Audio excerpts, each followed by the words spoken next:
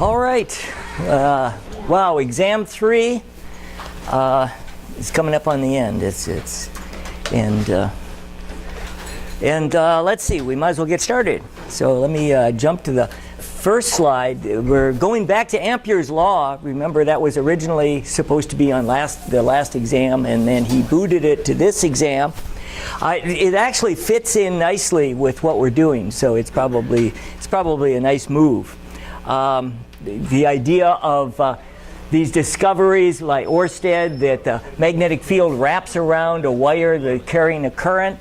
You can see this like in the iron filings, or we've also got the idea of the right-hand rule, that if the current is traveling this way with the right hand around the wire, the magnetic field's going to wrap around it. So this is something you want to kind of keep in the back of your mind as far as signs and sign conventions. Amperes Law, this is where we're jumping into this. In the past we did Biot-Savart in the last exam. Amperes Law is a little bit like Gauss's law in that it's always true, but it's not always convenient. We're only going to do it when it's convenient, and then it's going to simplify problems for us. But it is true in general, the idea that it's a line integral, b dot ds, is equal to mu naught times I. That's the I that's enclosed in the loop. Now this, if we take like a current in a wire and we wrap around a surface here, we do a line integral. This doesn't even have to lie in a plane. It can actually weave through space. There's going to be an area that it bounds. This area doesn't have to be flat. It could be curved, and Dr. Young will make use of that in the next, when he comes back on Tuesday talking about electromagnetic waves. So he's going to take Amperes Law, he's going to actually generalize it a little more. Behind it all is really, for those that have seen it, is going to be really Stokes' theorem. The idea that you have a current density coming through here, and that we say the magnetic field will curl around that current density. And we add up all those current densities, it just comes to a total current I. We're going to keep it where it's all simplified, but it does lead to some nice vector calculus. If you take another step, for those that are physics majors, you'll definitely see this kind of stuff. I think the best way to deal with this is to actually employ it and see what happens. So we'll start with just, let's say, an infinitely long straight wire. It can have some dimensions. Remember when we did Biot-Savart, we did a long straight wire. It was really infinitely thin, or effectively infinitely thin. If we take and we have an actual physical wire, it has some kind of a radius with some current through it, we can employ Amperes Law. And the way we're going to do that is to, let's first do a couple regions. One is on the outside, this first one. The idea is we need b dot ds. We need to choose a path, and the only one we're going to do is something that's simple. So you can see virtually everything we're going to do is going to be just simple circles, okay, even though we could do it any kind of shape. And b here is, it doesn't have this displayed, it should be on the picture, is going to be pointing along in the same direction as ds. Think of the current coming here, think of the right-hand rule coming here. We expect that the field will be wrapping around it like this. B and ds are going to be in the same direction. And so we're going to have a simplification. We did this simplification with Gauss's law. This is, with Amperes Law, this line integral. Now, it's not a surface integral like Gauss's law. This line integral is b dot ds. B and ds are going to be in the same direction, so that simplifies it. B, I expect by symmetry, is going to be the same, and so I could take b out. And then we're just integrating ds, and it's just going to be b times 2 pi r. So we're going to see this combination keep appearing and appearing as we deal with this. That's all going to be equal to mu naught times the I that goes through it. Now here all of the current is going through it, that is through this region, region 1. And so we can simplify that, and we end up is mu naught I all over 2 pi r. Okay, and if you remember, like for a thin wire, Biot-Savart gave us that same result. This is an easier way to get at it, a very quick quick way to kind of remember this, if you don't have this committed to memory already, it's not hard to just to derive in your head.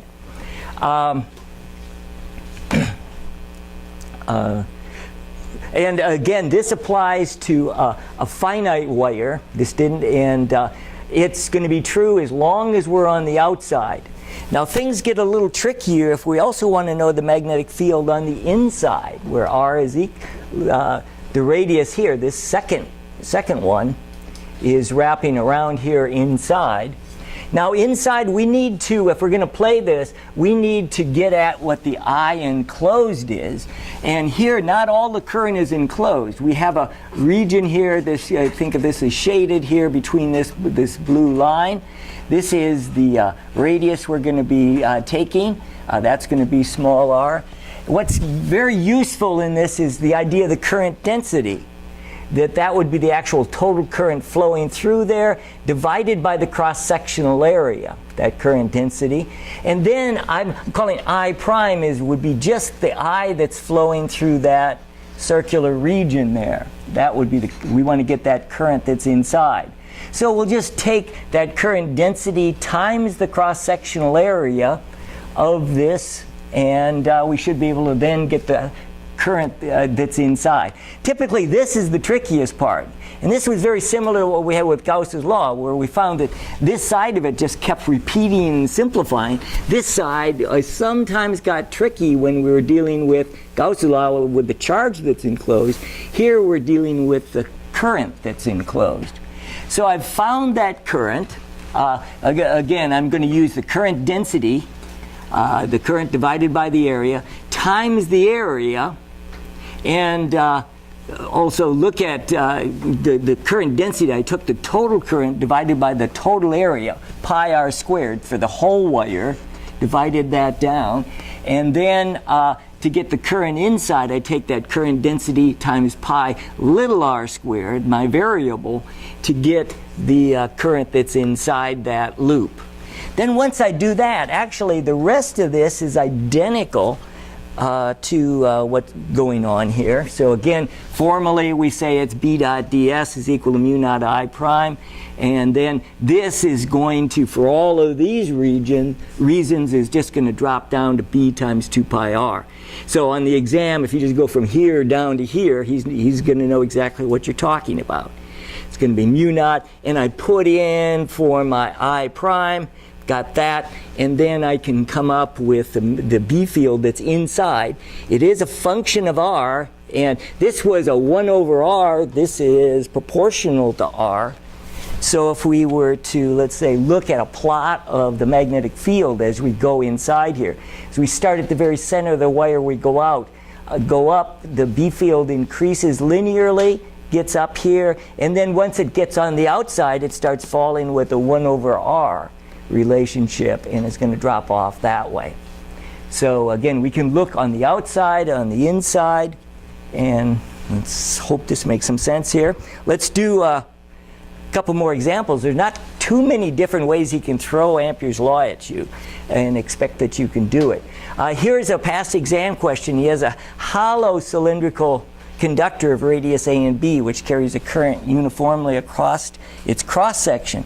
Find the magnitude of the magnetic field inside, within, and outside the conductor. So just so you're clear on this, this is kind of like a pipe. This is hollowed out in here. The material sits on the outside, and we've got a current that's uniform throughout that region. And of course, then there'll be no current on the outside of this thing. But we can look at all three regions. And the first one is kind of the simplest one. That is just inside this hollow. If we tried to do a little Ampere's loop around this, we could certainly do that. But the current through this region would be 0 because it's hollowed out. There is no current there. So there is no current, and therefore there is no magnetic field. So this is a fairly simple conclusion. It gets a little trickier when we're within this thing. That's when R is between A and B, and we're out in this region here, this kind of dotted region. And but it's good to deal with this idea of current density, since we've got to figure out the I enclosed. If you're going to be out here, we want just the current that's going through that Ampere's circle. Okay, so the current density would be the total current divided by the cross-sectional area. This is the wire, which has got a radius b on the outside, minus the whole pi a squared, and this or that forms the current density. Now, if I want to get at the current that's enclosed, that's going to be all of this. I'm going to take that current density times the area of this little band of material here. That's going to be pi r squared, that's this outer region, minus pi a squared, that would be that cross-section, times j. I've already got j, so I think you can see the math going on here. It's a little messy, but it's not difficult. The pi's drop out, and we end up with a B field here that is, this is as a function of r, but it is, again, in the region between A and B.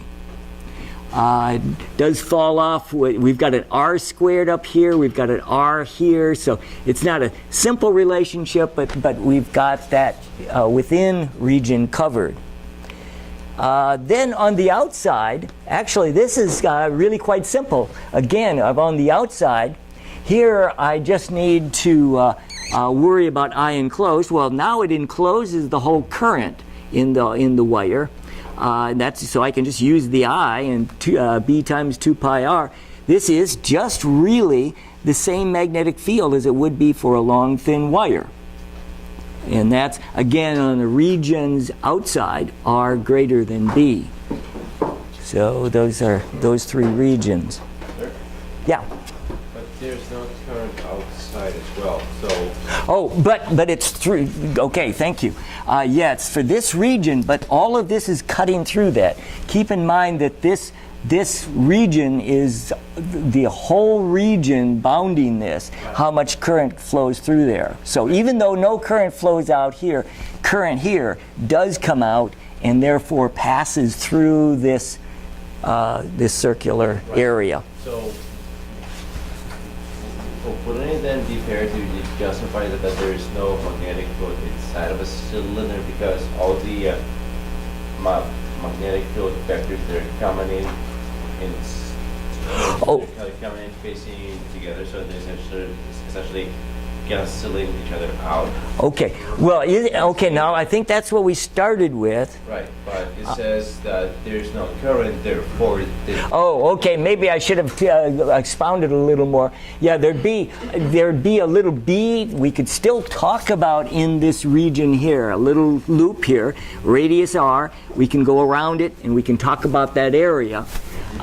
We still would say, and so this is just using Ampere's law, B times 2 pi r, and then that I that go through the loop has to be 0. Now, r doesn't have to be 0. We're talking about some region in here where r could have some value, and the only way you're going to get I 0 is also if B 0. Or, now, you could look at this region inside as kind of feeling the effects of all of these things.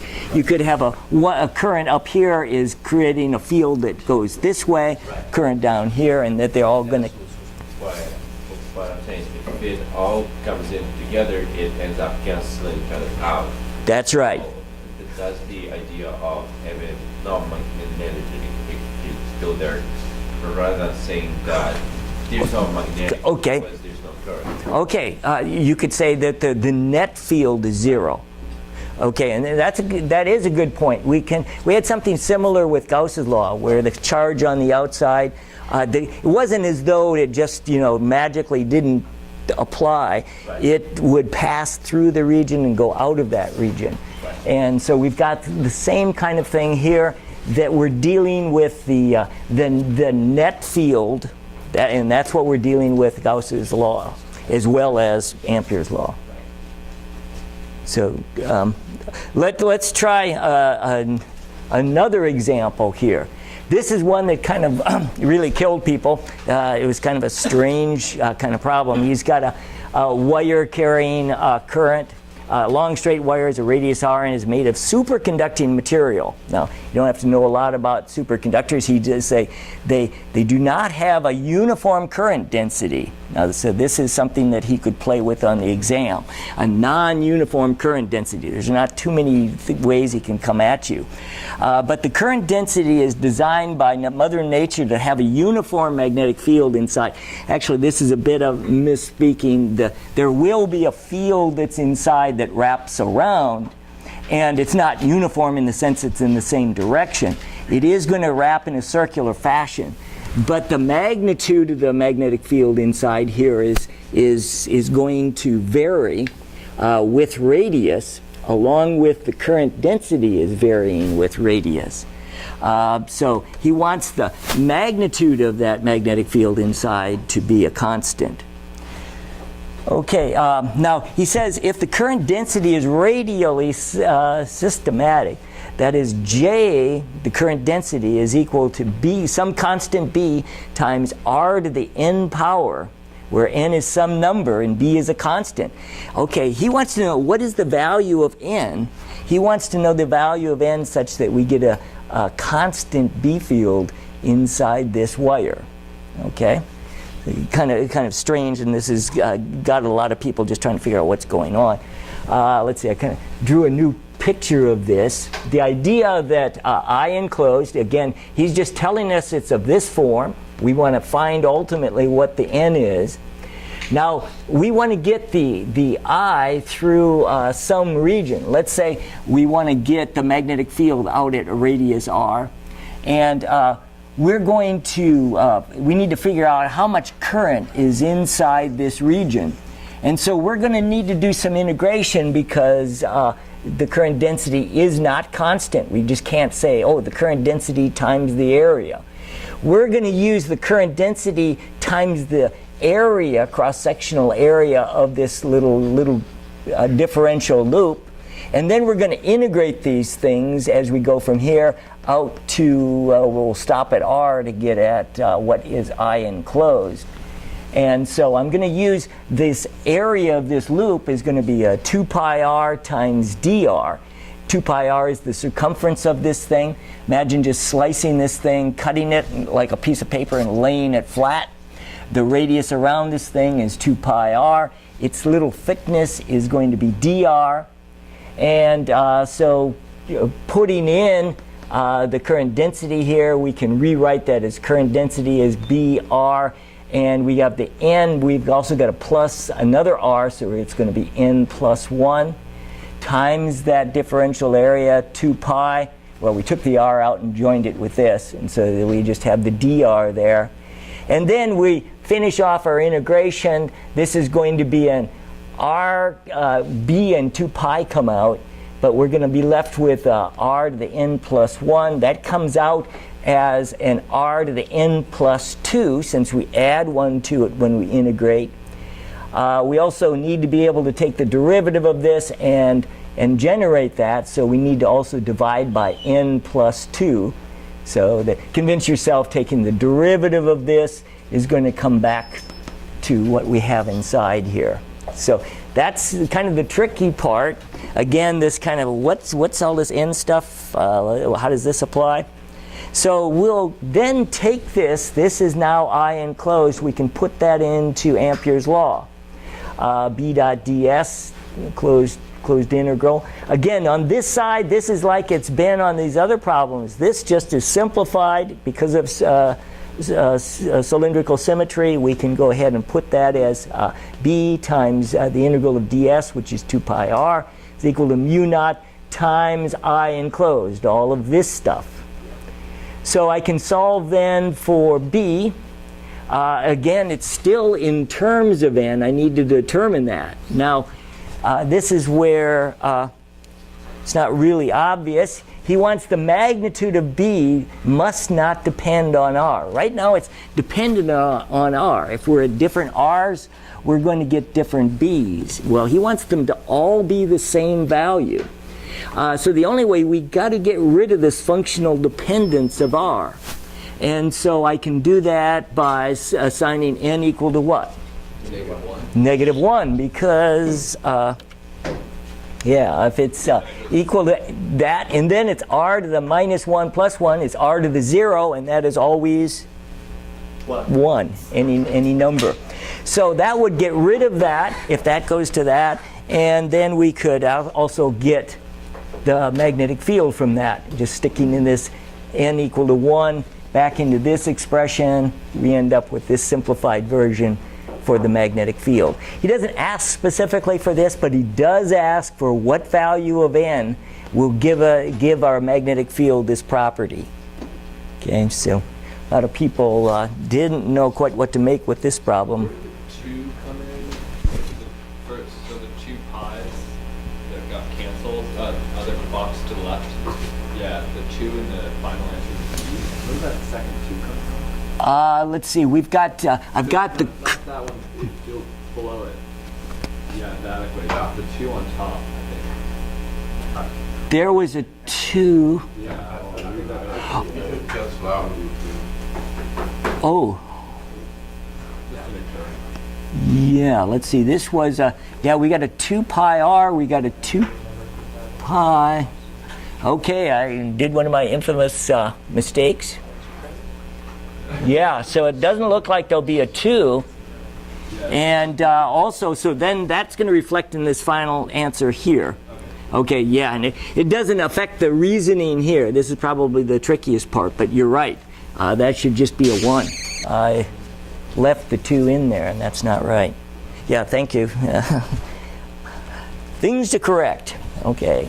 Now, let's do another one here. Ampere's law to get the magnetic field, let's say, inside a toroid. Again, not too many things we can do. A toroid is kind of a donut-shaped thing. However, a toroid with this can have any kind of cross-sectional shape that you want. It could be circular, it could be square, and we'll run into both of these as we look at this. Now, the idea is that the current is going to come in here, and of course, it's going to wrap around this shell, and let's get the current, the magnetic field inside first. We're going to choose some kind of path that's going to wrap around here. And it's going to wrap around and is going to enclose a circular area. The current here was, let's say, coming out, going in here. So it's going in here. If you think about the direction of the field, it's going to be pointing in this direction. In the same direction as ds as it wraps around. And right, and so then we could go ahead and look at this. They refer to this in the diagram as loop 1. That's going inside this thing, going around. Now, this part is, of course, just Ampere's law. Now, I have an n here, which represents the total number of turns that are on the toroid here. The idea is that we need a total current passing through this region here. Now, each one of these windings comes through with a current. They'd be coming out at us and going around the other way, or going back on the backside, coming around, and it keeps looping and coming back through this area. So each one of these will do it. So when we say the I that's enclosed is really the total number of turns of the toroid times the individual current in each wire. And that's about the only real twist here. The left side, again, is just this circular symmetry. This is just going to be B times 2 pi r is equal to mu naught Ni. And so this is the magnetic field that's going to be inside the toroid. It does depend on R. It doesn't matter, again, on the cross-section, but you have to be inside. Once you're inside, this the current coming through is just this Ni. So this looks very similar to that of just of a wire, mu naught I all over 2 pi r. But we do have that added N in there. So this creates a rather strong field inside this thing. If we try to deal with the regions out here, if I do a circle out here, there's no current coming through it. The magnetic field, we'd have to conclude, would be 0. Another region we could look at is out here. we could set up a circle here, but all of these wires, when it comes out in one direction, goes back in the other direction, those currents are going to cancel, leaving us with a net I of 0, even though there's a bunch of turns going through it. They come through it and back out of it. And so the magnetic field out here, as well as in here, should be 0. There's a very small contribution if we do a loop this way. The idea is that these windings are kind of like a helix going through this, that one wire would pass through this loop 2 and give a little bit of strength to the magnetic field. I can't write anything simple by it, in that this magnetic field doesn't have to be simple. So this integral for that region would be complicated, but we'll just pass off this loop 2 as a very small contribution, and just ignore it in the work that you're going to be doing. So okay, so let's make use of this. This is a toroid. It's like a donut. He just got cut in half. He's got a current that's going around it with a 10 amp current. So the magnetic field here would be coming out of this toroid. You want to keep in mind that it is dependent on R, and that R is measured from the center of this thing.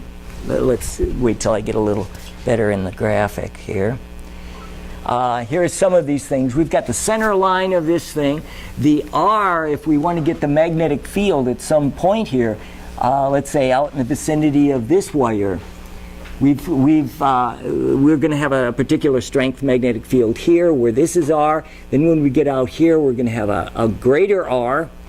And so if there is a current in this wire, 2 amps in the direction of the current loop. So it's traveling this way, it's coming up here, over, and down. So let's look at this here where the current is coming down through the field. Let's see if I've got I guess I don't have a good picture. The idea that the field, again, is wrapping like this. So with the right-hand rule, it's coming out at us, the magnetic field this way. We've got IL cross B. This is going to be the fundamental force on a wire. So we'll be playing with that. The B field here is going to be different than the B field here. Just looking at this is the B field for the solenoid, for the toroid. I've got the B field going in here. I should have dots on this side coming out at us. I didn't want to put too much clutter in there, so I got it indicated here. It's wrapping around. We do know that there's 900 turns in the way you stated the problem, carrying 10 amps.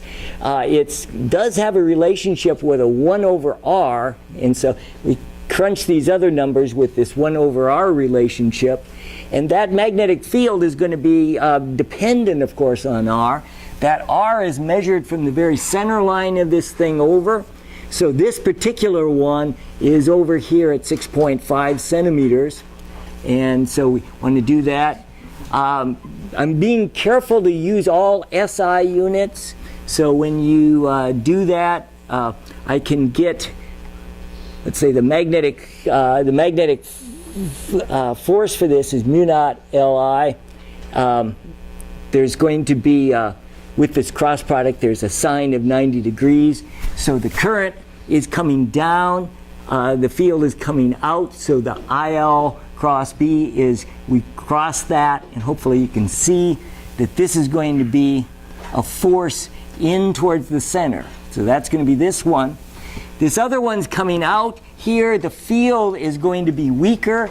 Again, the field is coming out, so I cross B is this way, the force is that way. There will be forces on these top and bottom ones. However, these ones are coming in. There will be a force. The current is coming this way. And again, IL cross B, that would be a force that's up. This one with the field coming this way, that force is going to be down. Hopefully you can see these two are going to end up canceling. Now, if we're going to actually get this force here, we would need to integrate across here since the magnetic field is varying throughout here. But anything that went this way across here as we integrate should be matched and opposed by something that's going this way. And these two are going to end up canceling. So he wants to know the net force on this thing. So I've got this one should be stronger because it's closer. This one's weaker because it's wider. And so we can take these, and this is kind of the crunching of the numbers here. F1 is away from the center, so that's out. We've got this other one towards the center, that's in. And we can get the net force by just taking the sum of these two. This one's going to win out, and there'll be a force that's toward the center. And again, we want to emphasize F2 is equal to minus F1. Okay, that's a bit clumsy and sloppy, but wait a second. I put a little.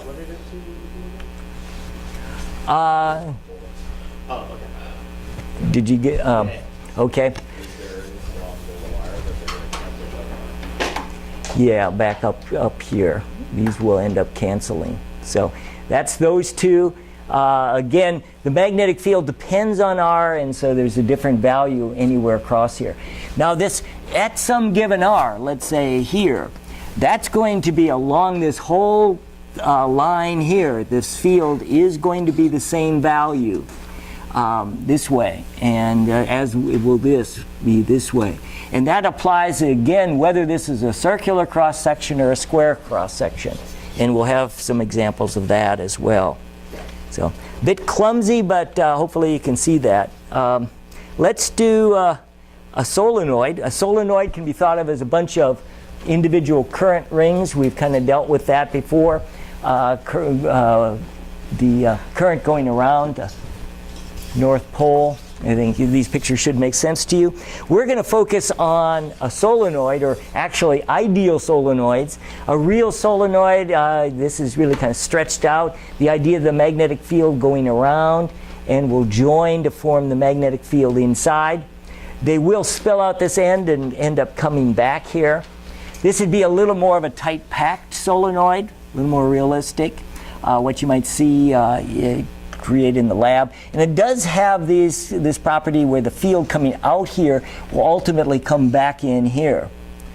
Now an ideal solenoid, which we'll be dealing with a lot if he says a long solenoid or make some reference to this as being an ideal solenoid, or if you're not sure, you want to go up and ask him.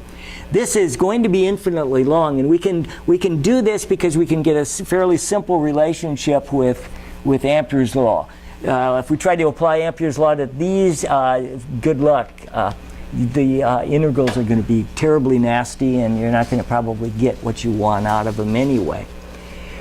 So the idea of an infinitely long solenoid would, we've got current loops. We've got a finite number shown here.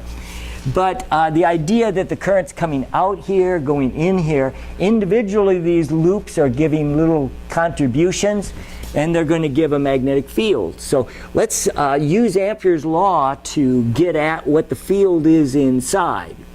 So inside this thing, we're going to do a little square loop for Amperes Law as we go around there. And let's see, I've got that on this next slide. Let's take a look at this. Amperes Law, just B dot ds is equal to mu naught I. We're going to be going around this path, this blue dotted line, as we go through there. And that's our closed loop here. Now the first one is just going to be B times L. I expect the B field will be going this way. We're going to have a little ds that's going to go across this way. And it's got a length. L is this whole loop. So that's just going to be B times L. There'll be a cosine of 0 degrees. They're going to be in the same direction. And so that's going to be that first region, B times L. The second one is going to be, the B field would be going this way, but if we're crossing over this way, ds is this way, there's going to be a cosine with the dot product, cosine of 90 degrees, which is going to be 0. So there will be no contribution to the idea of the magnetic field and the displacement this way. That's going to be 0. Ultimately, when it comes around back here, also coming this direction, it's going to be 0. So that's really region number 2 and region 4. These are going to be 0. And so that makes sense to most people. It really, and it wouldn't matter how wide this thing was or where this blue could be here, it could be anywhere in here, and that shouldn't change the value of our Ampere's loop around this thing. It's all of these contributions this way are going to be 0. So this is going to allow us to come to the conclusion that this B field is going to be uniform inside here. Let's come back to that. Probably the trickiest one is in this region 3 here. Since you know that solenoids, the field is going to come out of this end and is going to come back and back into this end, you might say there's a field out here. However, since this is infinitely long, because it's ideal, this field is going to go out to infinity and wrap all the way around out at infinity and come back. And I want to make the case that the magnetic field should be 0 out here. Now, for the same reason that W could take any value, if I propose that there should be some B value times ds, or in this case L, and it doesn't depend on W, I should be able to get the same value whether I'm right up next to this thing or whether I back off at any distance. It should have the same value, since these, no matter how wide they are, they both contribute to 0. So that means that this B field is going to be 0 on the outside. These are kind of hard things to kind of verbalize. Hopefully you can kind of see this.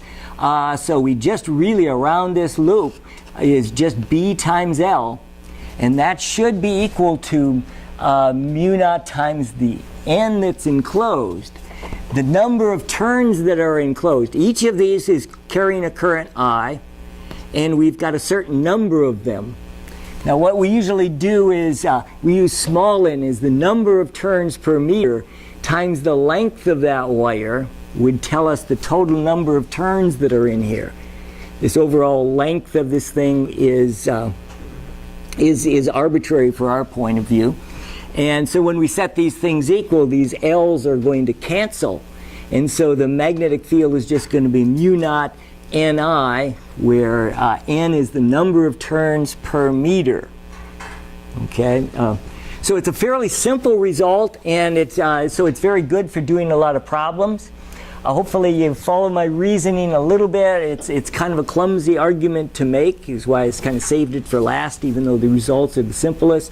Again, W, it doesn't matter what W is. So this value here on this side, which is B, is the same throughout the whole region inside. So that's a constant field.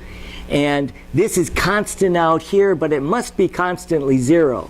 Since I could, if I did have some value, let's say in close, it would have to have the same value anywhere in space. And so it would be an infinite sea of the same magnetic field. The only way that's going to make any physical sense is if it's 0 on the outside.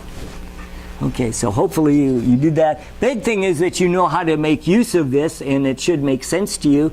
Also, make sure that you know this small n is the number of turns per meter. And so if you have capital N, the total number of turns at some length L, that we would take that division, we'd get the number of turns per meter, and that would be small n. So gets used a lot. He's not going to ask you to derive it. Obviously you can see I have trouble verbalizing all the little intricacies of the argument, but hopefully you picked up enough to get you by. Okay. Okay, is there any questions on Ampere's law? Again, this is, yes?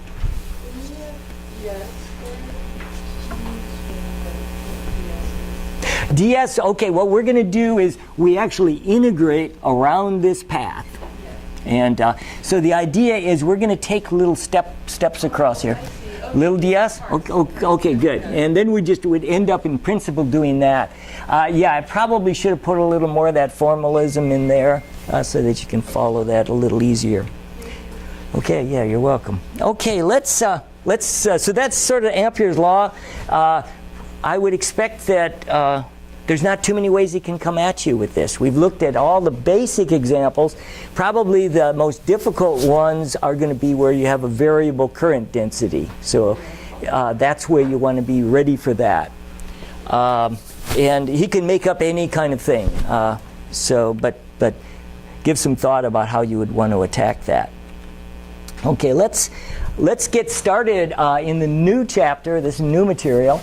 And we start off with motional EMF. It's really based on the old physics. There's no real new physics here. But we're going to generalize it and expand on it. One is this idea of motional EMF. If I've got like a metal rod and I just drag it through a magnetic field, get the magnetic field going in, there's going to be a tendency to metal is made up of atoms that have protons and electrons. They're charged particles, and so if I'm just taking this thing and I'm pulling it through the field, I'm forcing those charged particles to set into motion, and there's going to be a magnetic force on them. Magnetic force. Maybe I'll draw that up here. Okay, that's that old QV cross B. So I mean this. You've seen this before, right? And this was on the last exam. It's going to be on the final. And here we've got V and B. V cross B would be this way. So for a positive charge, there would be a magnetic force that's up on it in that direction. And if they're negative, of course, the electrons do most of the moving. If they happen to be negative, the force on them, instead of being up, is going to be down.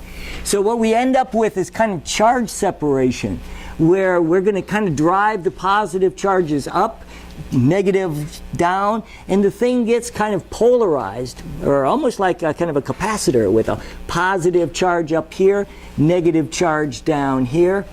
And we'll be able to set that in motion, but let's finish off here a bit. Now, there will be a charge separation with the plus up here and the minus. That's going to set up an electric field, an induced electric field that's going to point from the positive down to the negative. That electric field is going to present an electric force on this charged particle that wants to drive it down. There will be, after there's a little bit of a charge separation, these two forces, the magnetic force trying to drive it up is matched by the electric force trying to drive it down, and those two forces will end up being equal. Now, whatever charge that was, whether it's protons or electrons, I'll just call it a generic Q now, is times the electric field. This is the electric field that would be induced inside this metal rod. So we can set these two things equal. Again, Q times E is the force of the electric. The magnetic force is going to be QVB. The Q's drop out. So whether they're protons, electrons, this is the same basic relationship. And we can then take this and multiply both sides by L. E times L, that should be just the induced EMF by this electric separation that's taking place. This electric field times integrating across that is going to be the EMF. And that should be, that induced EMF should be equal to BL times V. The magnetic force times the length of this thing times the velocity that it's moving. And so this is what we call motional EMF. Okay, now we can play a number of things. You had some homework problems. Things like a rotating metal rod in a field going around. It's going to intercept. Now the thing is, as it rotates, little pieces of the rod are going to be traveling different velocities. So I just can't say BLV, but I can do that on for just a small little segment of this. I'll take a little length dr, and as it goes around, it has some velocity. And then I can say, well, it's going to have a small contribution. The electric field times B V times the length of it. The length of it is just the dr, and so that just gives you a little dE. The velocity depends on what radius it's at. That's going to be r times omega will be the velocity. And so I can end up putting that into here, and we end up with dE is B omega R dr. What we need to do then is take all these pieces, they're all stacked end to end to end, they're all in series. So the idea is the sum of them is going to be the induced EMF across the whole rod. And so we can go ahead and integrate that thing, and it's R dr, the B omega can come out, but the R dr ends up being an R squared over 2, or ends up in R goes from 0 out to L, so that's 1/2 BL squared omega. That would be the induced EMF across the ends of the rod. So this is one of the games that can be played with motional EMF.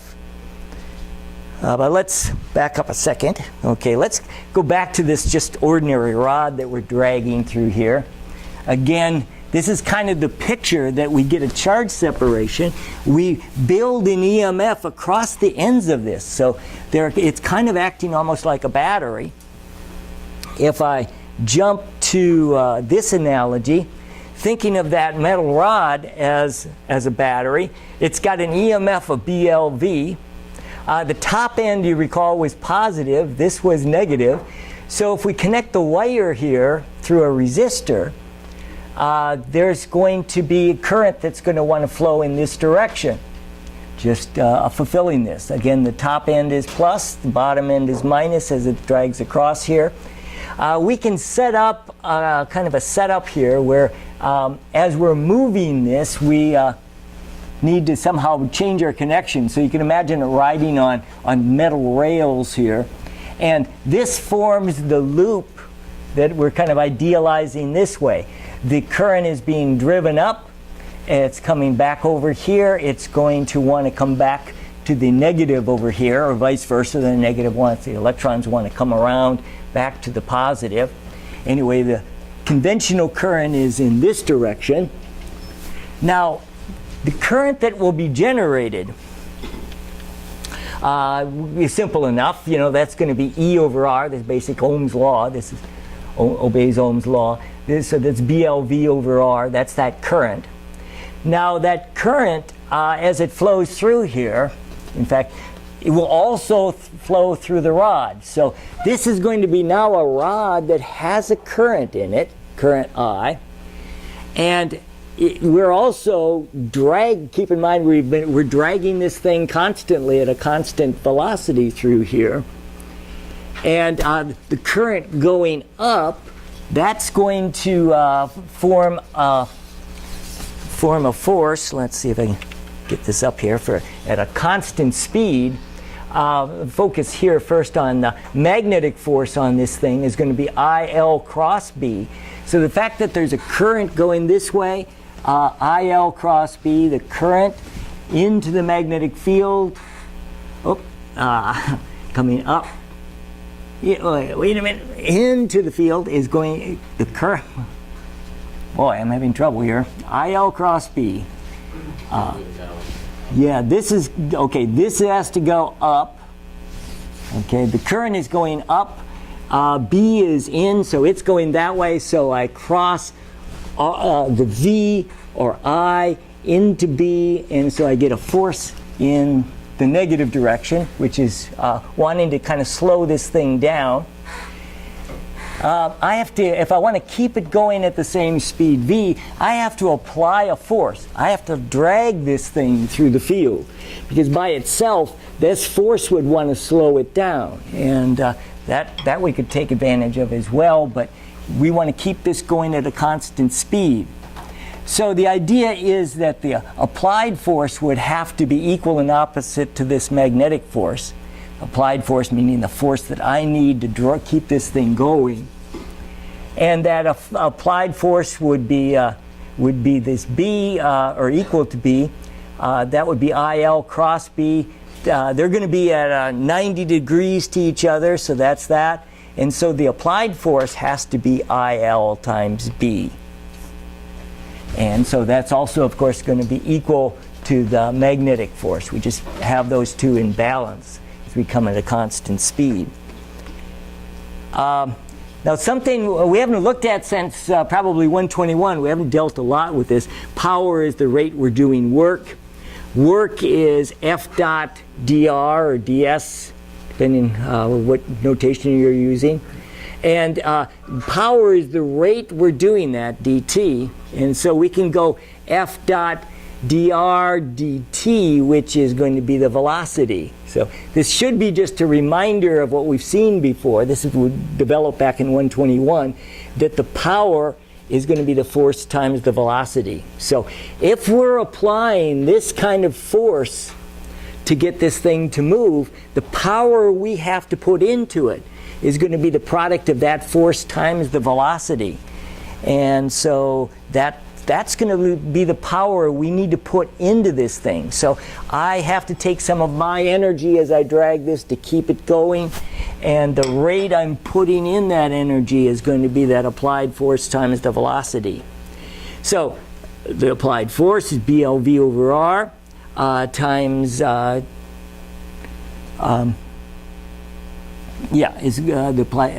apply.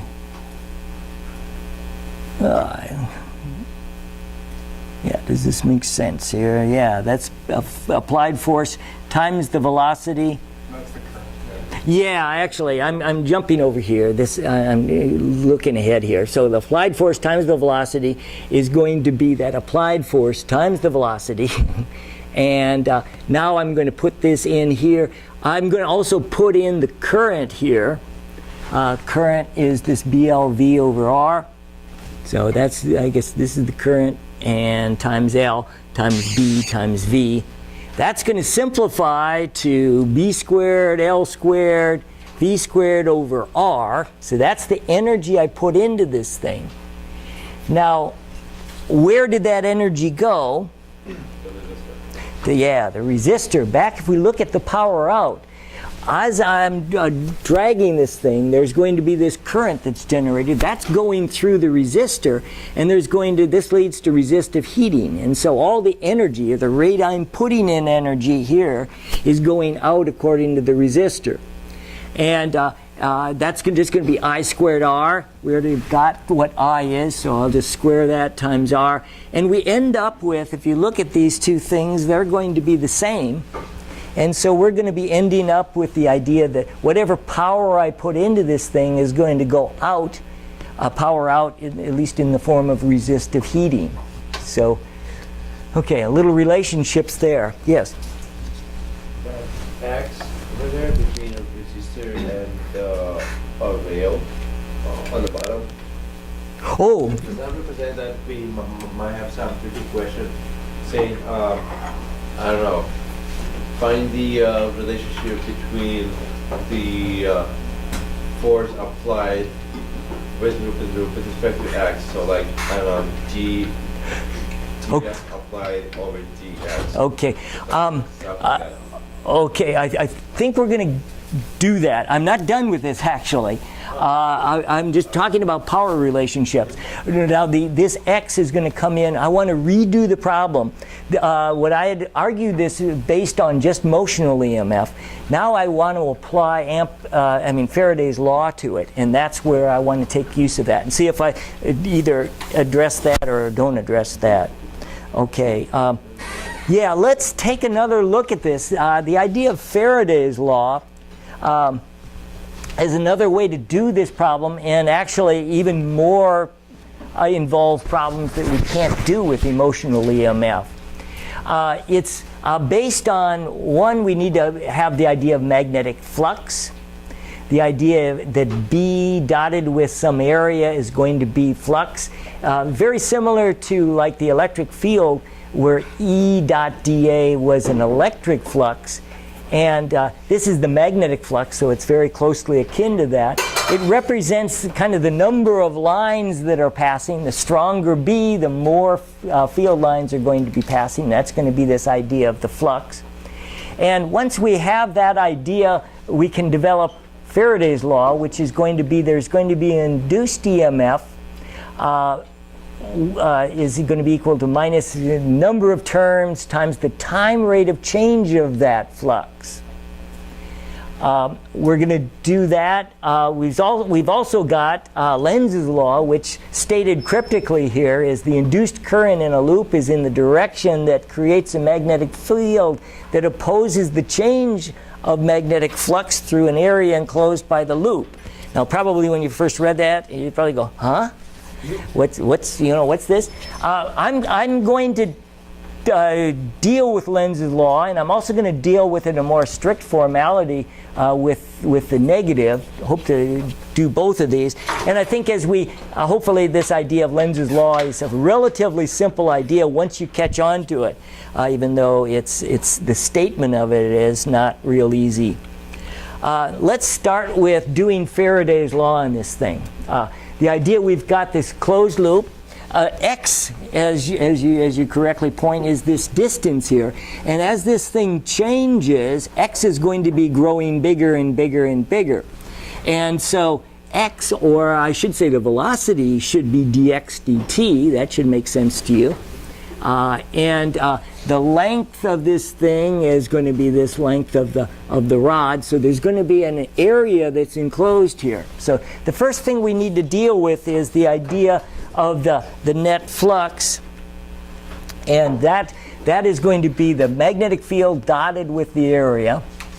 Now, let me do it kind of formally here. We've got a dot product, and the area is a vector as well as the field. The field is going in. The area vector, though, you can think of like an area loop. We dealt with this on the previous exam. The idea that if we had a current going around a loop, using the right hand, we'll say the area vector points that way. Now, for this one, the current is, we already know is going this way. Faraday's law will be able to agree or disagree with that. So the idea of my area vector would be going around the loop this way. The area vector would be pointing in the opposite direction, and the field is pointing in. So the fact that the field is pointing in, the area vector is pointing out, they're going to be differing by 180 degrees. Rather than doing a fancy integral, b is constant throughout here. So I just need to take b times the area. And let's see, yeah. And so we end up with, again, this. Oh, and b times a. The area, a is the area. That's going to be L times x. And so that's going to end up being the flux.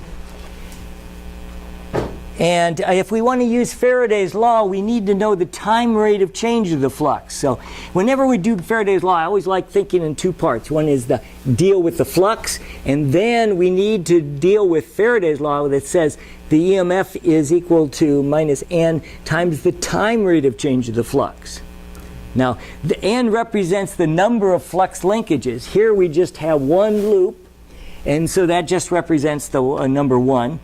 And then we want to take the derivative of how is this flux changing with respect to time. Now, the field is not going to be changing, at least not in this case. The length isn't going to change, so we can factor that out. We just end up with a dx dt, and that's nothing more than, again, BL comes out, dx dt. That's going to be the velocity, so BLV is going to be the induced EMF. Now, if you look at this, hey, this is exactly what we got from motional EMF. Hopefully you recall that. And it's going to be, I've got a positive here. I had a minus here, and I also am going to have another minus here. They're going to cancel, leaving me with a positive value. What that means is that if it's positive, the induced EMF is in this direction.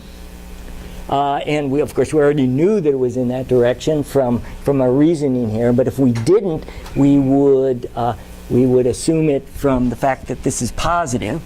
So I made a case for this as far as the area being an area vector, and I'll show you how to use that.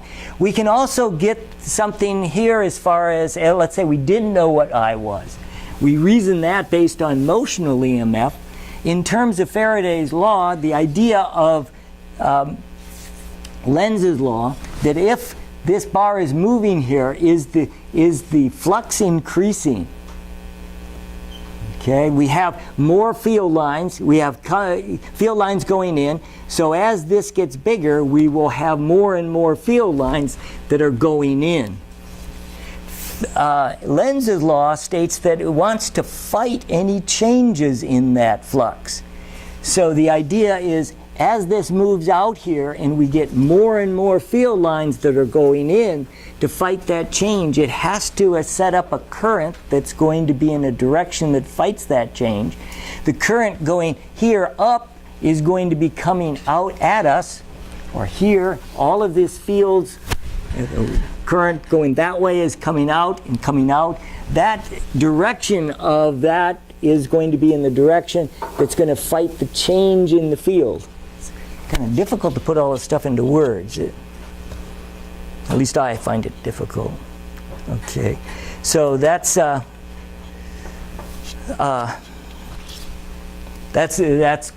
example of both with the idea of using the area vector to define how we're going to take the dot product, or if you want to use Lenz's law, sometimes we'll just go ahead and do Faraday's law with absolute value, disregarding this minus sign, and consider that that minus sign is just a reminder to use Lenz's law, and if you don't want to do it more formally.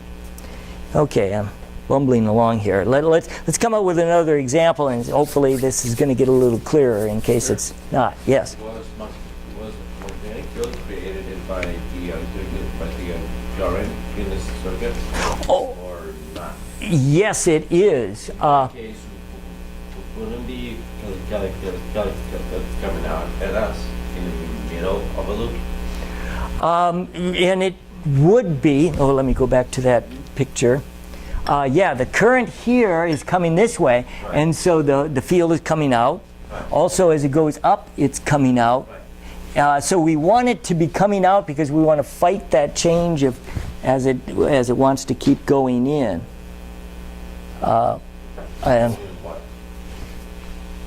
Okay, we're talking about a field. Right. One, we have the external field that's pointing in, and that as this bar moves, the external flux is increasing. Right. Then we're going to have a flux due to the fact that there's a current flowing in this loop, and that flux needs to be always in a direction to oppose that change. So it wants to be coming out, and so we would use that only to argue that the current has to be in this direction. Now, this induced field doesn't have to be the same magnitude. In fact, it won't necessarily be the same magnitude as this, so we're not saying that they're equal. Lenz's law is just giving us an idea of predicting which way the current has to flow in order for this to work and not be. And that green magnetic field is external magnetic field, right? It's not the magnetic field from the circuit. Right. This is an external field. You can imagine it's out here in all space. In fact, it has to, as we move this thing, has to still be out here, and we just have the stuff that's inside. Yeah, all these are great questions, and okay, now Faraday's law, we could have done all this with either motional EMF or Faraday's law. There's a lot of cases that here we have nothing moving at all other than the current. I've got a loop of wire here, and I'm not indicating what direction the current's flowing. We get a long wire that's carrying a current I, and what we're going to change here, we've got to have something changing or nothing's going to happen. This thing's just going to sit there. We could take this magnetic field, we can change the magnetic field. Hence, we're going to change the flux through this thing by changing the current in this wire. So let's say the current in this wire is going to be a sinusoidal current. So coming from some power company or something connecting to the ends of this thing. It's going to be some I max times the sine of omega t. And the magnetic field is, normally this is for a wire. All we need to do is take this thing and put it in for I, and that will give us a time-varying magnetic field.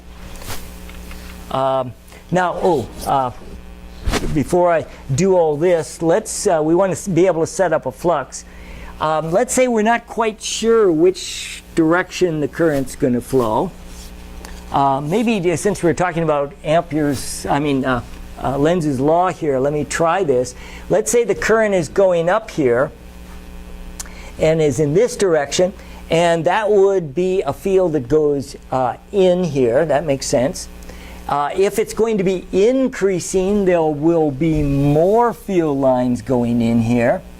And so using Lenz's law, I expect that we want to fight that change. We don't want so many field lines increasingly coming through here.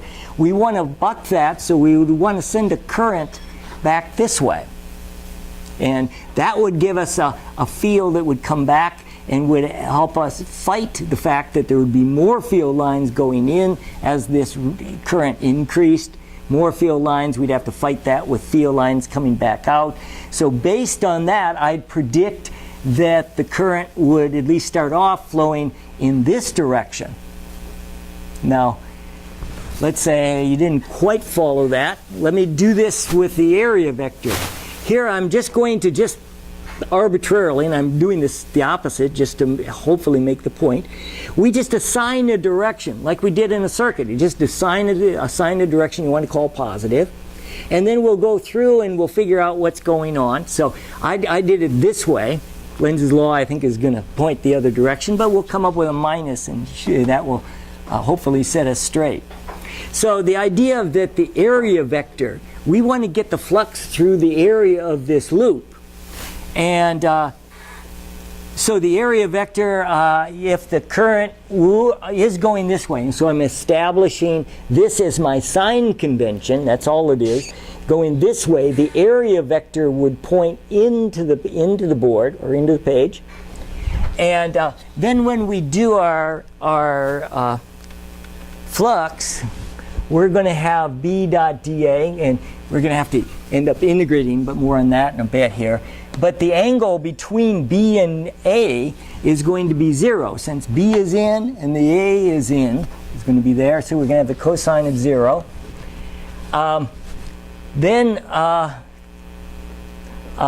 Okay, now what we need to do, since the B field is, as it goes out here, it's stronger as you're in close to the wire and it weakens as we go out, we can't just say V times the area to get the flux. We're going to actually have to integrate. So we're going to take little strips here of area, and the magnetic field going through there, we're going to get a little differential flux through that, and then we're going to need to integrate all of these in this side of the loop. So here I'm following that kind of formalism. Again, the dot product would give us a cosine of 0 degrees. This B times dr, B is this dimension, times dr is going to be our area, times the magnetic field, which is mu naught I all over 2 pi r. I haven't substituted in the current varying part yet. This is just in terms of the space. I'm going to be integrating here from this inner thing from C out to C plus A, and integrating that, and that part's not too difficult. Obviously there's a bunch of stuff that comes out, this mu naught B all over 2 pi, and then we're left with the dr over r, and of course that integrates to be your natural log with these extremes. I think you can see how that works. Now this is the flux. It will be time varying only because the current's going to be time varying. So let's see, what did I miss? Oh, okay, so I guess I'm going to do that in a minute here. Keep in mind, I is going to be a function of time. These other things, the dimensions of this loop, where it sits in space, is going to be fixed and therefore not a function of time. But the current will be changing with time. So we'll use a Faraday's law. The number of terms, we're just doing really one of them again, so that's that. The time rate of change of the flux, we're going to take all of this and take the derivative of it. Now, because these are all constants, they'll survive that, and they can all come out front. out here. And then the only thing that's going to be changing with time in this case is going to be the current. That current is time varying. And so this really was what I'm getting from Faraday's law. Now I can take the derivative of the current, and that's going to be, of course, we start with the sine, that goes to the cosine, and then we bring out with the chain rule an omega I max times the cosine of omega t. We can put that inside, and that should be the induced EMF in that coil. And so this would be our result from that. And so we've got that. So again, I devoted most of this here with this idea. Also, here's this negative again. Okay, this is what the point I want to make. I started off assigning this the positive direction, but now I followed through and I get a minus there. That just means it's flowing. The current wants to go the other direction. If we let a current flow, it's going to flow this direction. So I did that based on this idea of the area vector. So current's going to go that way. But again, the argument for Lenz's law, if you want to do this just all absolute value and say, I'll worry about it at the end with Lenz's law, he's fine with that, likes to see it.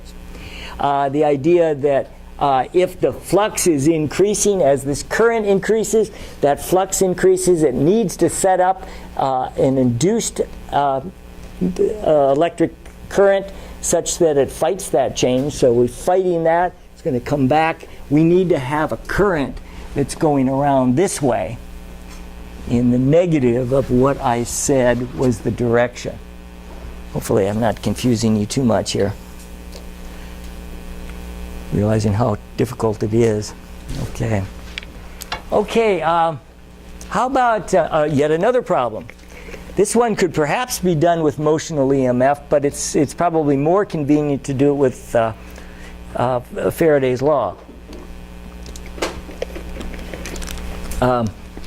We've got a loop. It's a rectangular loop. This looks a little, and it's going to be rotating in the field. And so when it's like this, there is no flux through it. It's coming along the edges of this thing. It doesn't pass actually through the loop. When it's positioned like this, the field is coming through this loop. We have the maximum amount of flux. And so we're going to be changing this, and as this thing changes, it's going to go from the maximum down to 0, back to the opposite direction for the maximum, and just keep rotating like this. We're going to have a changing flux, and that's going to induce an EMF. So again, we come back to the idea of the magnetic flux is going to be just B dotted with the area. We don't have to do any integrations here. We're assuming the magnetic field is uniform out there. We've got the area of the loop. This is going to be a rectangular area. He's giving you the dimensions of it. Oh, he also has 60 turns on this thing, but watch how this plays out. Has a total resistance 10 ohms.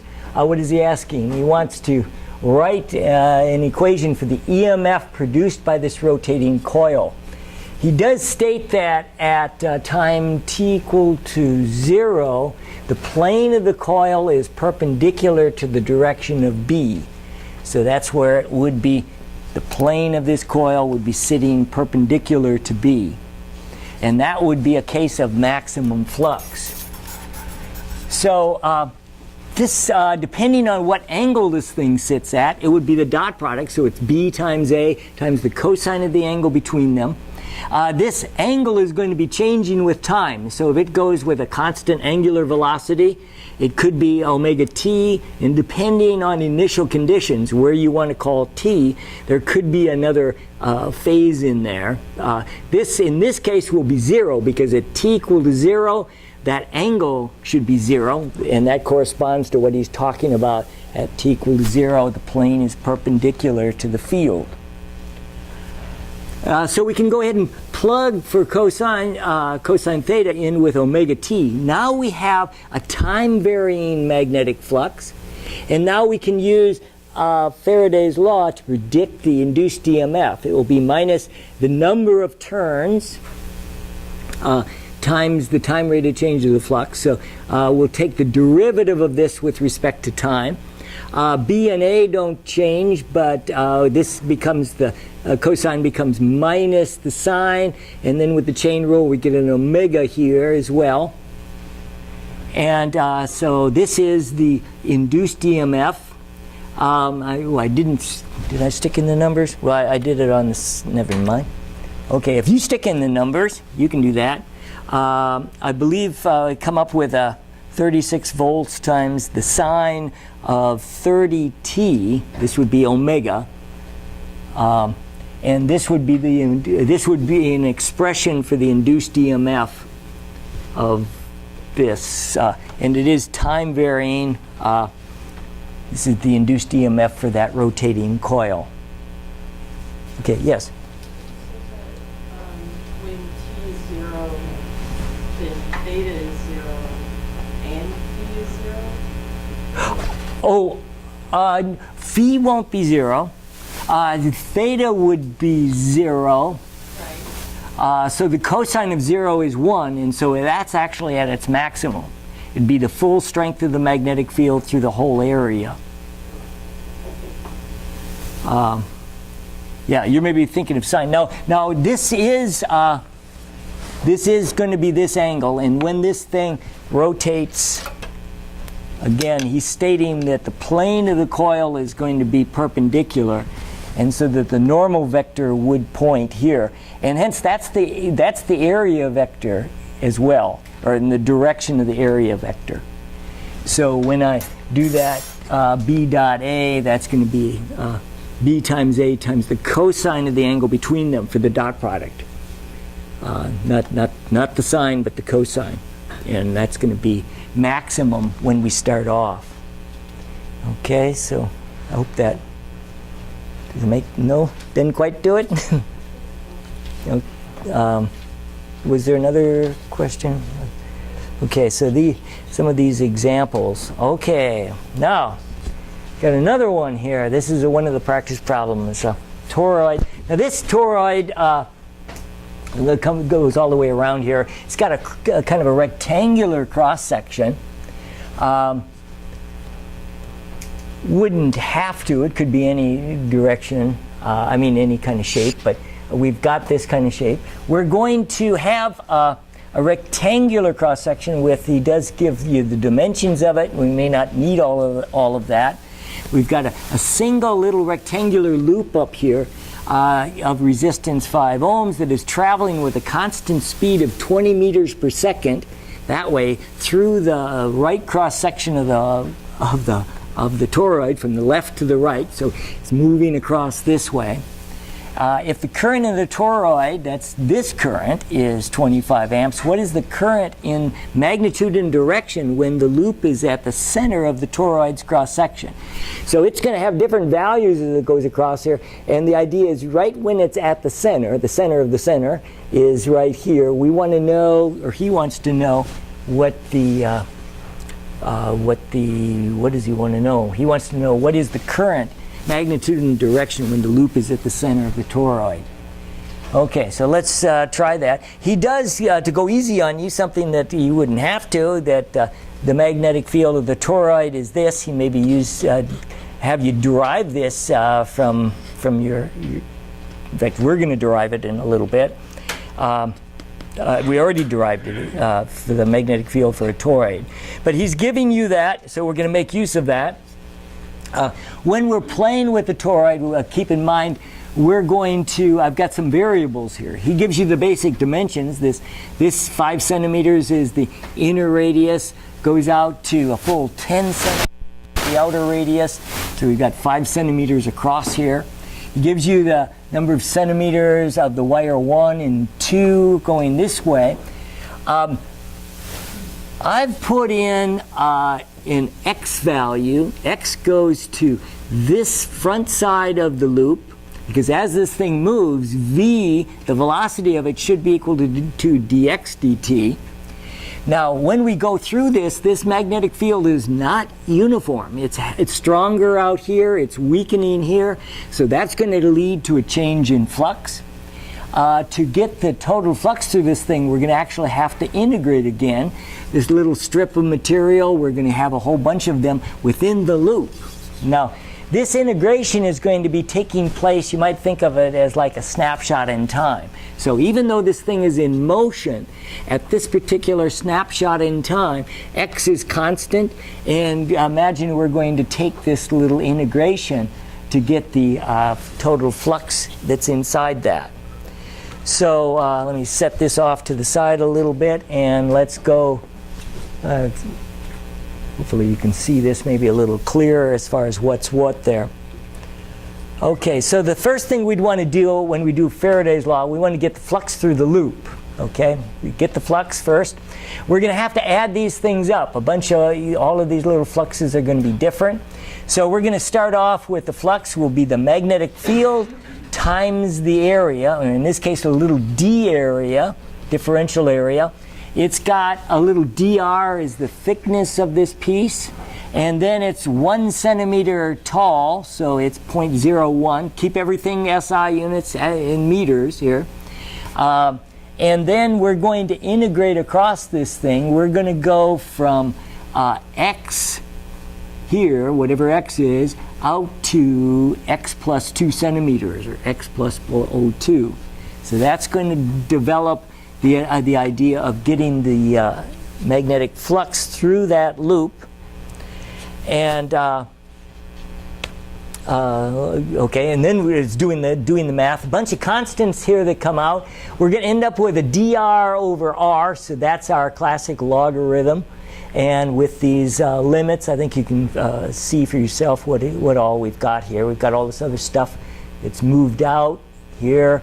And we had the dr over r, which led to the natural log. We get back to here. Okay, and note that the only thing that's going to change is x is going to change with time. Our dimensions of our loop won't change, but x will. So from Faraday's Law, we can go right now to that. Once we have our flux, we know that Faraday's Law is going to be the time rate of change of that. There is just one loop, so maybe I tried to jump. I've got to pack some things in here, so I was a little concerned on space here. So we want to take the derivative of this with respect to time. Again, all this stuff is just one big constant. Here, though, we need to take the derivative because x is a function of time. We need to take the derivative of the logarithm. So we end up with all this stuff out here, and then the derivative of the logarithm is 1 over this stuff, right? Then we do, with the chain rule, we then have to take the derivative of this stuff. 1 is a constant. The derivative of this is now going to be a minus 0.02 over x squared. Okay, that makes sense. From a x minus 1 now to x minus 2. And then something that is often forgotten by students is we need one more step. This is a derivative with respect to time. And that's going to be dx dt. And so that's going to be our final differentiation. Again, the derivative of the logarithm is now 1 over that. Then we take the derivative of this, which leads to that. Then we take the derivative of x with respect to time. That should be nothing more than the velocity of that. Okay, but do watch that chain rule carefully. And then we can get the EMF as a function of velocity and x. So it's still, x is still involved here. It's still part of what's left behind after we take the derivative. So now it's a matter of plugging in some variables. Okay, he did say the center of the loop was right at the very center of this thing. So that means it's going to be x is going to be the center of the loop. Since it's 2 centimeters across here, the center is x plus 1 centimeter. That's that. And that should be equal to the distance to the center of this loop. This is not easy here. 7.5. or 7.5 centimeters. We have to express that in meters. I can then get what x is. Once I have x, now I can go back and plug that back in and come up with an EMF of 1.81 millivolts. Okay, and now this loop also had, I think, some resistance to it, a little 5 ohm. So we're going to end up getting, this is going to be the current that's going to be generated in that loop. It will, according to this, be counterclockwise. The way I've formed this, yeah, the current going around that way, the area vector is in the same direction as B. And so that would be this. It's probably easiest to look at in terms of Faraday's law. As this, Lenz's law, as this thing is dragging across here, the flux through this thing is going to be decreasing, okay, because the field is stronger here, it's weaker here, it's actually decreasing as it goes out. So it wants to set up a current that's going to be in a direction that fights that change. The field is out, we want to keep it going out as it goes out, so convince yourself that it's got to go counterclockwise around this thing to give you a field that's out. So that's kind of making use of Faraday's law. Okay, not easy stuff here, is it? This is kind of a nasty problem. Yes? Last question. How did you do chain rule from 1 over 1.2 to over x and then you multiply that by negative 0.02 over x squared? Yeah, derivative of all of this. This is constant that goes out. X to the minus 1 becomes now x to the minus 2. And then we have a... Yeah, so I think that's okay. And then, again, one more step. Then dx dt is your final move. Okay? Okay, now, this is a particular problem where, yeah. On the previous slide, the initial derivation for the magnetic flux, the 0.01 meters, that's the A, right? Oh, yeah, this is what you're talking about? Yeah. Okay, the area of that dA, and I should have emphasized that more because this is not obvious. This is 1 centimeter high, but then its width is dr, and so that's the little rectangular region there, and I just stuck in the dimensions. But yeah, I'm seeing all kinds of things. I should have made little side notes to, hey, look at this, and okay, now. Okay, as nasty as that is, now don't forget you also have motional EMF. Okay, which might just be a lot easier. In fact, I didn't even take up the whole slide. I had to cram it all in to get all this other stuff in. How about if this loop is moving, the magnetic field is coming out at you. Yeah, how about motional EMF? Now, you think of this as a metal rod connecting this loop. So this side of the metal rod is moving with a speed v. V crossed into B will be down. So there'll be an induced EMF that's pointing down in this thing. We can get that, and that's going to be this E1. It's going to depend on the magnetic field there times L times the speed that it's moving. This other one is moving out this way. It too, though, the velocity's here this way, wants to force it down. So really these two are kind of fighting one another. This one wants to drive the current this direction. This one wants to drive the current that direction. There's also some induced EMF on this, but this is really transverse. There's going to be a top and a bottom. It isn't going to affect longitudinally across this wire. So there's really just these two that are kind of fighting one another. This guy's going to win because he's in a field that's stronger than this one.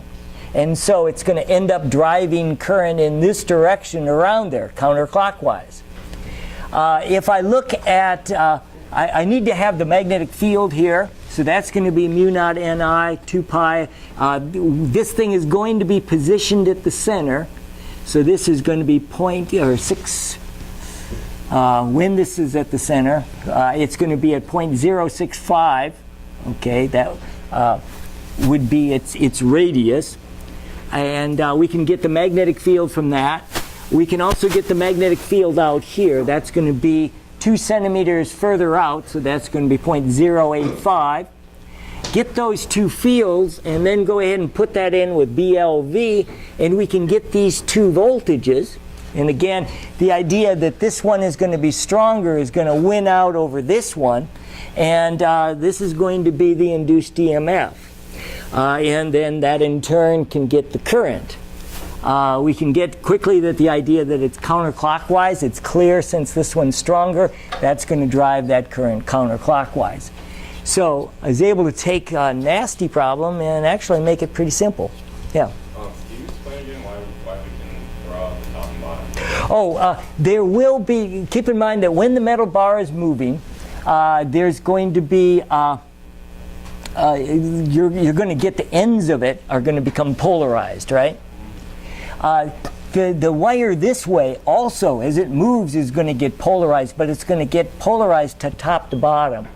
So this is kind of like the transverse, or like the Hall effect, kind of like where it's getting a separation across this way, but there's no electric field or induced along the length of this, just across its top and bottom. And so that's not going to contribute any kind of field going around, or current going around this loop. I'm not sure. Stuff is hard to express. I mean, does that sort of make sense now? Or, okay, yeah, these are all good questions. Okay, one more. Let's say, let's say we've got a region of a circular field. We want to make this argument simple, and that's the only way we're going to look at this argument is going to be simple, is going to be for a high degree of symmetry, and we're going to use the circular symmetry. And here's how the reasoning goes. Let's come up. We want to do a flux, so I want to formalize this a little bit. Assume an area vector points in the same direction as B. I think I got. Well, let me do this. Okay, B is into the page here, so I'll call the area vector this way. I'm assigning a direction to it, and I'm doing this kind of backwards on purpose. That would give us an area vector that's in the same direction as B, so that counterclockwise is considered positive. So that's the plus direction. Clockwise is considered positive, the way I'm stating it. It's going this way, the area vector is in the same direction as B. I confused myself. The magnetic flux is going to be B dotted with the area. Now this should be just, since they're in the same direction, we have a cosine of 0 degrees. And it's just going to be B times that area. It's going to be simple. We don't need to integrate it. It's a uniform field, so that's going to be that area, pi r squared. And using Faraday's law, we just want to take the time derivative of the flux. Number of turns, well, again, this is just a single turn. Let's just say this is just like a loop of metal here. That's going to be 1. Then we're going to take the derivative of this. The B is going to be constant. Pi is going to be constant. R squared is going to be B could be changing. I'm considering the rest of these are going to be the same. So this is going to be dB dt. Now, and I'm not stating why it's changing or what's causing this change. I'm just saying, suppose it's changing. We've got to have something change or we're not going to get an induced EMF. And this induced EMF should be equal to this, again, these geometric factors of this times dB dt. And then, now also, beyond this, the EMF, and this is where the high degree of symmetry comes in. E should be equal to E dotted with ds around this same closed path. So, around this path, we're going to take E dotted with ds. That's going to be I've got, I'm calling this the positive direction, so ds is back that way. And so that's going to get rid of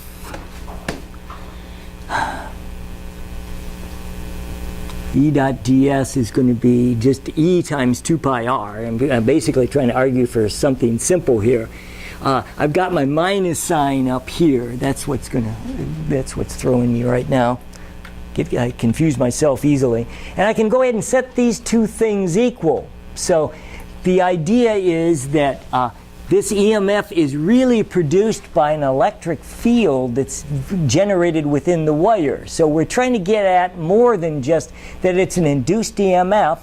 We're trying to get at how is that EMF coming about? How does it get current to actually flow? In order to get charges to actually flow, we need an electric field to start to accelerate or move these charges around this loop. So that's going to be E times 2 pi r. We can set these two things equal and solve for E. Again, I'm making this a very symmetric case, so this E is the same as this one. All of these are going to be the same. And that's going to simplify this integration. What I'm saying here is we can equate these two regardless of whether it's simple or not. The only way we're going to do this is if it's going to be simple, or at least for us right now. So we can go ahead and solve for the electric field that is driving this current. We do have that minus. First setting this up with the area vector this way, I was calling this thing positive. Because of this minus, it's actually driving this back the other direction. So I've got the direction of the E field correctly drawn there.